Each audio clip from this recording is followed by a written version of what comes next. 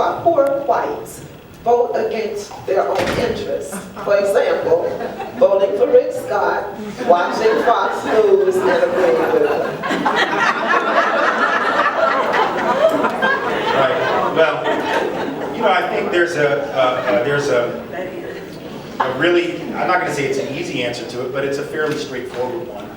If you look at the history of whiteness as a concept, you look at the very way in which the notion of the white race was created, because let's be clear, there is no such thing scientifically, biologically, as white people, or black people, or whatever else.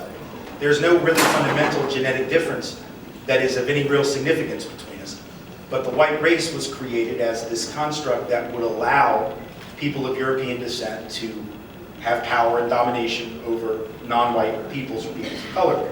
And when that trick was first played, when that concept was first created, the whole purpose of it was to say to white people who were poor, and who were landless, and who were peasants, and who were just one level above enslaved people. I mean, many of them were essentially virtual slaves. They were indentured servants, so they were essential slaves for at least 7 years, and then they could buy their way out. But one level above, clearly, more like the slave or the enslaved person than they were like the master or the owner of the property.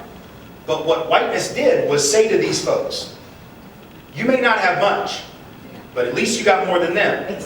And so it became what W.E.B. Du Bois called the psychological wage of whiteness, this idea that what you don't have in money and property, you have in this thing, right here. And you would think that after a while that wouldn't have worked. You would have thought that at some point white folks would have been like, but wait a minute, I can't eat this. I can't pay for college with this. I can't pay a doctor's bill with this. But you see, when we say that they're voting against their interests, the only mistake we're making is we're assuming that their interests are purely economic. In a system of white supremacy, white folks have a property interest in skin. We have a property, and now I think it's a false one, but I understand it psychologically because we've been trained. So you think about it, during the Civil War period, during the period of enslavement, you got poor white folks that don't own anybody. They don't even own their own property. They don't own the shirt on their back. Going to fight for rich people's property and enslaved human beings. You have rich people that say, we're not going to fight this war, we need you to go fight this war. And by the way, the war is all about white supremacy. They said so, they were honest then, we lie about it now. That was the reason the South left. It was about slavery, it was about white supremacy. They acknowledged it, they gave no other reasons at all, only that one. And poor folks were like, sign me up. Why?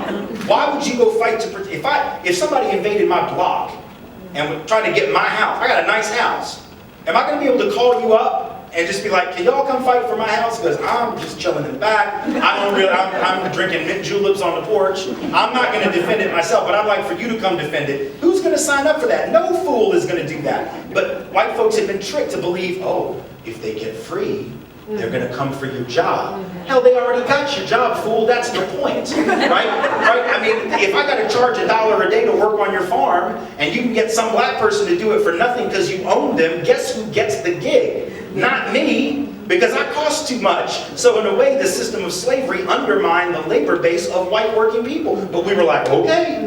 And then unions, same thing. Unions would have been stronger if they were integrated, but white union folks were like, we don't want black people and Chinese folks and Mexican folk because it'll reduce the professionalism of our craft. No fool, it'll double your union. And then when you go out on strike, they can't hire black folks to come in and work replacement for you and stab for you. Like, you think. But the problem is, this thing has been a serious trick. So we're going to have to confront it clearly. We're going to have to confront it openly. We're going to have to acknowledge that the elite, I'm talking about the 1/10 of 1%, the 1/100th of 1%, have been running a scam on all of us. And we have to talk about it that way. And we have to talk about it as a trick that was played not in the interest of white folks, but in the interest of the very narrow sliver of white folks that own all the pie, while we sit and fight over pieces that we don't own. Because that's the issue.